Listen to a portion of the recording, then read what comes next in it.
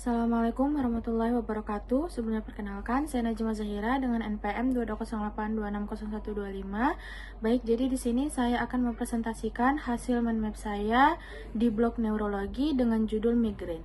Baik, yang pertama saya akan menjelaskan terlebih dahulu apa sih definisi dari migrain. Jadi migrain itu adalah episode sakit kepala sedang hingga berat unilateral disertai mual dan muntah, dan umumnya dikaitkan dengan meningkatnya kepekaan terhadap cahaya dan suara. Nyeri kepala primer dengan kualitas vaskular atau berdenyut. Secara etiologi, dia ada beberapa faktor nih. Yang pertama, karena adanya vasodilatasi arteri dikombinasikan dengan peradangan neurogenik dalam sirkulasi ekstrakranial, dan dia akan menyebabkan nyeri berdenyut. Kemudian penyebaran neuron kortikal lambat akan menyebabkan aura, sedangkan peradangan meningen menyebabkan aktivasi reseptor nyeri di meningen. Nah, selanjutnya saya akan membahas terkait faktor resiko dari migrain.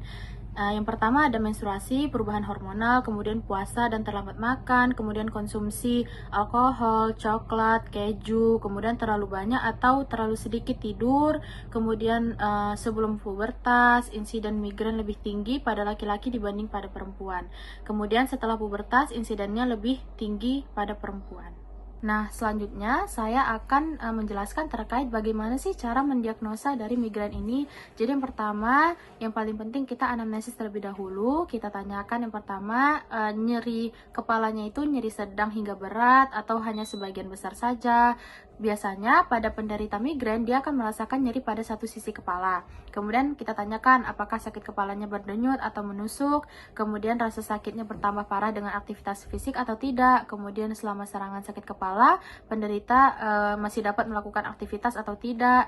Kemudian kita tanyakan juga apakah ada disertai mual atau apakah ada disertai dengan aura. Itu tadi aura dia biasanya sensitif terhadap cahaya, terhadap suara, dan sebagainya. Nah, kemudian setelah kita anamnesis, selanjutnya kita akan melakukan pemeriksaan fisik terhadap pasien. Nah, biasanya pada pemeriksaan fisik pada pasien, tanda vitalnya tuh dalam batas normal dan paling kita akan melakukan pemeriksaan neurologis khusus. Biasanya sih dalam keadaan normal. Kemudian setelah kita melakukan anamnesis, pemeriksaan fisik, selanjutnya kita akan melakukan pemeriksaan penunjang terhadap pasien. Nah, nanti kita akan bisa melakukan darah rutin, elektrolit, kadar gula darah, biasanya dalam batas normal, kecuali berdasarkan indikasi untuk menyingkirkan penyebab sekunder. Kemudian bisa juga kita lakukan CT scan kepala atau MRI kepala untuk menyingkirkan penyebab sekunder juga.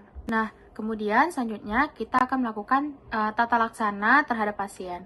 Jadi tata laksananya itu ada yang tidak spesifik, ada yang spesifik, dan juga ada yang profilaksis. Nah, untuk yang tidak spesifik kita berikan analgesik, contohnya NSAID, aspirin 500 sampai 1000 mg setiap 4 sampai 6 jam. Kemudian kita juga bisa kasih ibuprofen 400 sampai 800 mg per 6 jam setiap 6 jam. Kemudian kita juga bisa kasih paracetamol dengan dosis 500 sampai 1000 mg setiap 6 sampai 8 jam. Kemudian untuk yang spesifik kita bisa kasih triptan, itu ada sumatriptan 30 mg dosisnya, eletriptan dosisnya ada 40 sampai 80 mg.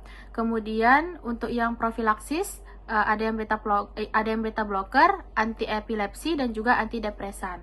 Untuk yang beta blocker kita bisa kasih propanolol dengan dosis 80 sampai 240 mg per hari.